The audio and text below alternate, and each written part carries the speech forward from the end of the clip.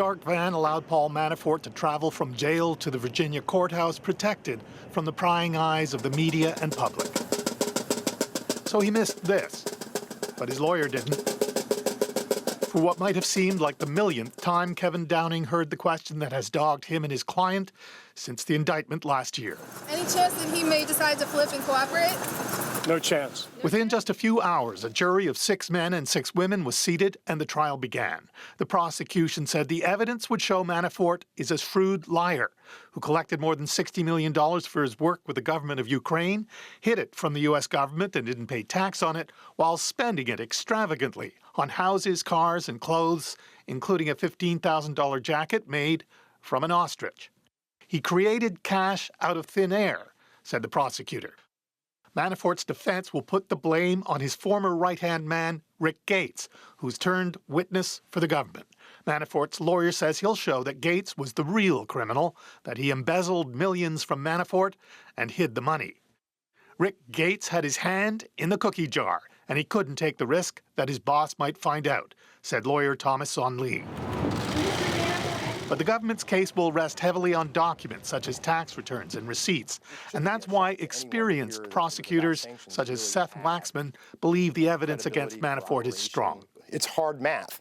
You brought in $15 or $20 million worth of revenue.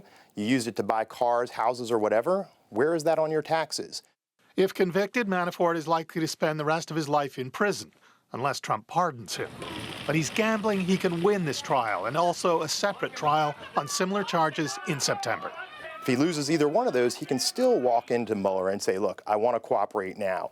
Prosecutors might not like it, but they'll take him. The prosecutors might deal with Manafort even after he's convicted, Andrew, because Manafort could be the key witness to any collusion between the Trump campaign and Russians. Manafort was one of 3 Trump people at that infamous Trump Tower meeting where they expected to get stolen information about Hillary Clinton, what they called dirt from the Russians. The 2 others in the meeting were Trump's son and his son-in-law, so of those 3, Manafort is considered the most likely to flip.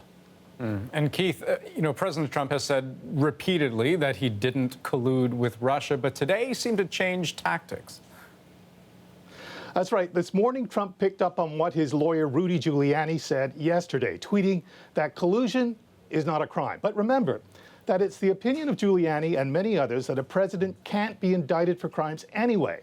So they aren't expecting Trump to have to defend himself in a court of law. What they might be preparing for is impeachment, where they could argue to Congress that collusion is not a crime. Impeachment is a political process, ultimately, fought in the court of public opinion, where people, including congressmen, can believe a crime is or isn't whatever they want to believe it is or isn't. Andrew? Keith Bogue in Washington, thanks very much.